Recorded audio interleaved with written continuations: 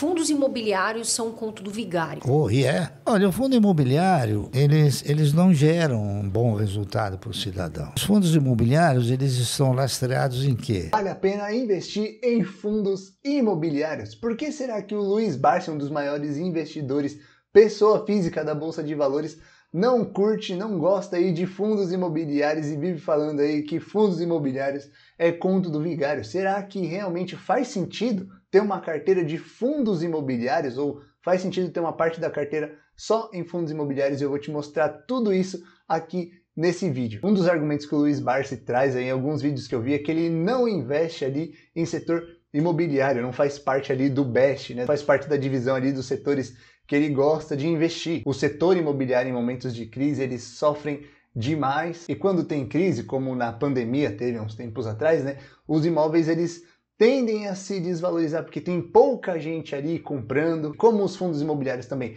foram muito afetados, por exemplo, fundos imobiliários de shoppings, de lajes corporativas, né? Porque teve muita empresa indo para home office, então as lajes corporativas acabaram ficando mais vazias, tiveram shoppings que não abriram, porque assim, apesar dos fundos imobiliários terem contratos ali que fazem com que os locatários estejam ali pagando de fato os aluguéis mensais, tiveram vários e vários fundos imobiliários, principalmente de shoppings, que não distribuíram dividendos. É óbvio que depois de tudo isso, depois da crise, tudo isso se normalizou. Um outro ponto que ele traz é que fundos imobiliários são ativos de pouca liquidez. O que isso significa? Se você quiser comprar ou vender ali, você vai ter um pouco de dificuldade, porque tem pouca gente negociando esse tipo de ativo. Um exemplo, se ele for comprar ali R$1 milhão no dia, ele vai ter um pouco de dificuldade para fazer a compra e venda desses ativos, dos fundos imobiliários. Vindo aqui para o site do Status Invest, aqui no Banco do Brasil, por exemplo, se a gente desce um pouco, a gente vê que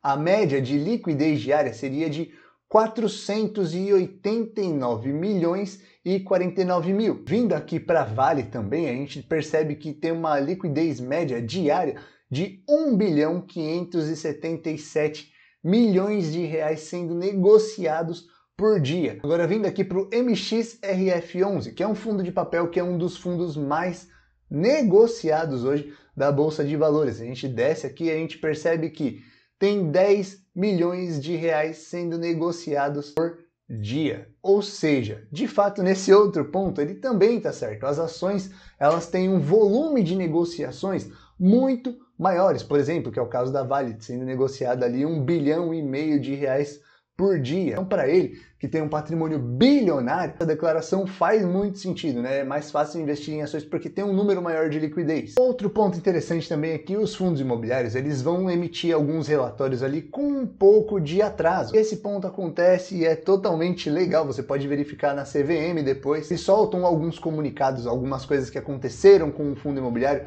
de alguns meses atrás. Para atualizar os investidores, eles vão soltando ali com fatos relevantes. Você pode ir verificando depois no RI do próprio fundo imobiliário. Então você tem que ser inscrito lá no RI ou vira e mexe acompanhar aí o mercado. Um ponto que ele sempre levanta que é a valorização dos fundos imobiliários, ela é bem inferior à valorização das ações. E só lembrando um ponto importante aqui desse vídeo aqui, o próprio Barsi, ele construiu todo o patrimônio dele ali, sempre investindo em ações. Ele não investiu ali em fundos imobiliários, ele também chama a renda fixa de perda fixa. Então ele é bem incisivo, ele é totalmente a favor que você invista, tem uma carteira ali focada em ações. Lembrando que o círculo do dinheiro dentro de um fundo imobiliário, ele funciona da seguinte forma, ele abre o IPO, o dinheiro que entra no IPO vai ali para o destino que ele tem que ir e depois esse dinheiro volta para os cotistas. E lembrando que o fundo imobiliário ele distribui 95%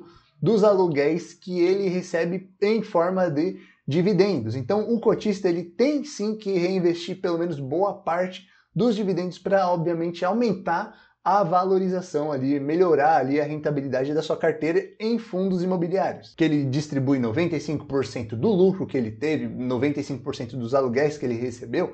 Fundo imobiliário talvez não seja o melhor ativo para você construir patrimônio de uma forma acelerada, ter um grande acúmulo de patrimônio, um crescimento exponencial no seu patrimônio. Não dá para você esperar um retorno exponencial, um retorno fora da curva de um fundo imobiliário, tendo em vista que ele distribui 95% do lucro que ele recebe. E você pode me falar que o cotista ele vai reinvestir os dividendos. Eu sei, mesmo que ele reinvista os dividendos, o próprio fundo imobiliário ele tem a limitação ali de ser somente imóvel. Vai conseguir se alavancar e gerar outras formas de renda como se fosse uma empresa. Então, pegando o IFIX ele é o quê? Ele é bem parecido com o Ibovespa. Ele é basicamente uma carteira teórica ali dos fundos imobiliários. Ele é a média ali da rentabilidade dos fundos, já considerando a distribuição dos dividendos. Os números que a gente vai mostrar aqui, você teria que levar em consideração o reinvestimento dos dividendos. Então, vindo aqui para minha tela, no site do próprio Investidor 10, descendo um pouco mais aqui, ó, você vê que num período de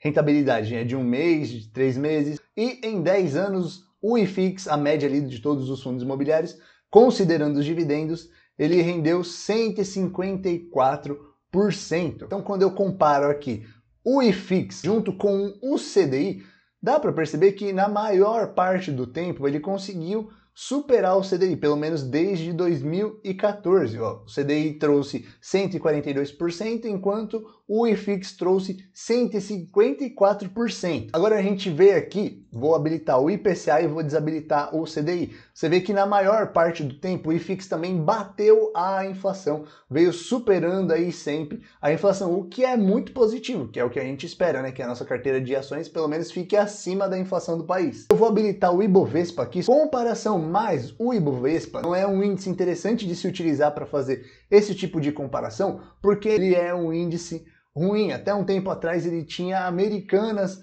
fazendo parte ali desse índice. O grande peso desse índice é composto ali por banco, pela Petrobras, pela Vale. Então essas ações elas puxam muito o índice. A gente pode ver aqui que em alguns momentos o Ibovespa ficou acima do IFIX e em outros momentos ele ficou abaixo. Porém, quando a gente escolhe a nossa carteira de ações, monta uma carteira de ações de forma inteligente, tendo alguns critérios para escolher melhores ações, investir nas melhores ações, a gente vem para essa outra tela aqui que dá para você ter uma rentabilidade muito superior quando você faz a sua própria carteira, quando você monta a sua própria carteira escolhendo boas empresas. Por exemplo, vou colocar aqui o ITUB3, que seria o Itaú Unibanco, lembrando que isso não é uma indicação de compra de ativo. Você percebe que o ITUB3 ele trouxe uma rentabilidade muito superior ao IFIX, uma outra empresa que teve na carteira da maioria dos investidores aí, que seria a Taesa 11. Ela também trouxe uma rentabilidade aí muito superior ao IFIX. Então, se eu desabilito aqui e habilito a VEG3, por exemplo, é uma rentabilidade ainda melhor do que as outras anteriores. Ela trouxe uma rentabilidade aí de mais ou menos 1.453, comparado com o IFIX aí de 154%. Fazendo uma conta bem rápida aqui, essa rentabilidade do IFIX vai ser uma média aí de 9,81% ao ano. Então, se a gente pega uma rentabilidade aí de 9,81, de 10% ao ano, não é uma rentabilidade assim tão interessante para mim e para você que está querendo acumular patrimônio. Talvez seja uma rentabilidade interessante para quem já está em um outro momento, no momento aí, por exemplo, de viver de renda, já tem um patrimônio acumulado e já quer começar a viver de renda, está na hora de começar a investir em outros ativos para receber dividendos todos os meses. Então, talvez seja interessante. Por que eu estou falando isso? Porque 9%, 10% ao ano, a gente consegue uma rentabilidade muito parecida ou às vezes até superior a isso, investindo em ativos de renda fixa, correndo um risco muito mais baixo do que investir em fundos imobiliários. Dá para você talvez conseguir uma rentabilidade melhor do que essa, então talvez não seja interessante para quem está começando a jornada ali dos investimentos, para quem quer acumular patrimônio. É interessante para quem já está no momento de viver de renda, já tem um patrimônio acumulado, aí faz sentido você receber uma taxa mais baixa, mas ter dividendos pingando todos os meses. Por exemplo, vindo aqui para o próprio fundo MXRF11, descendo um pouco mais, a gente vê que ele trouxe aí nos últimos 10 anos uma rentabilidade de 176%. Isso equivale a 10,69% ao ano nos últimos 10 anos. É uma rentabilidade interessante? É uma rentabilidade interessante, mas ainda assim daria para bater isso aqui com renda fixa. Tem vários ativos aí em renda fixa que te oferecem 10% ao ano. Vindo agora aqui para o HGLG11, que é um fundo imobiliário de logística também muito conhecido. Se a gente desce um pouco mais aqui, ó, ele entregou uma rentabilidade de 237% ao ano, o que já é bem interessante, já é uma rentabilidade bem superior ao IFIX. Então a HG entregou aqui nos últimos 10 anos 12,95%, quase 13%. Se a gente vem aqui para o KNRI11, entregou uma média aqui de 144%. Isso equivale mais ou menos a 9,37%. Então perceba que mesmo os fundos que trouxeram uma excelente rentabilidade nos últimos 10 anos, alguns deles aqui não é tão interessante quanto a própria renda fixa. Por isso que eu estou dizendo, talvez seja interessante para quem vive um outro momento, não para quem vive um momento de acúmulo de patrimônio. Mas calma, vamos ver aqui agora a parte de ações. A rentabilidade do Ibovespa, mais ou menos nesse mesmo período, foi de 9,25%, o que foi inferior, inclusive, ao IFIX, quando a gente traz para uma taxa anualizada. Mas quando a gente vem aqui para a VEG, dá para perceber que ela trouxe uma rentabilidade muito superior a todos que a gente trouxe até agora. Ela trouxe uma rentabilidade de 786%, que é equivalente aí a 24,39%. É uma rentabilidade aí absurda. Se a gente vem aqui para a YouTube, foram as outras empresas que a gente utilizou anteriormente, ela trouxe uma rentabilidade aqui de 439%,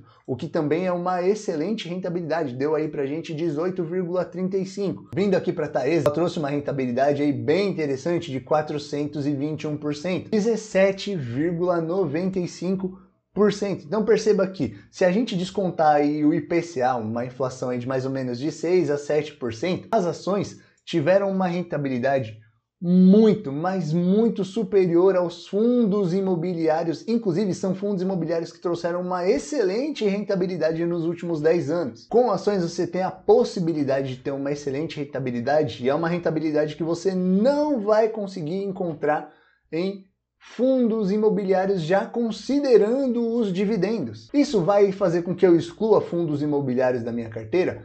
Não. Eu entendo que fundos imobiliários é para quem está vivendo uma outra fase, um outro momento. Por favor, que você tenha assim fundos imobiliários, porque eu acho que vai ajudar a diminuir um pouco mais o risco da sua carteira, não ter só uma carteira focada em ações. Mas a gente já percebeu aqui que em termos de rentabilidade, as ações elas vão alavancar e fazer com que você alcance a sua meta financeira muito mais rápido. E se você quer aprender melhor como você analisa ações, como você faz para encontrar as melhores ações da bolsa, eu vou te deixar esse vídeo aqui que eu te explico passo a passo que eu utilizo para analisar ações. Dá uma olhada que esse vídeo vai te ajudar bastante.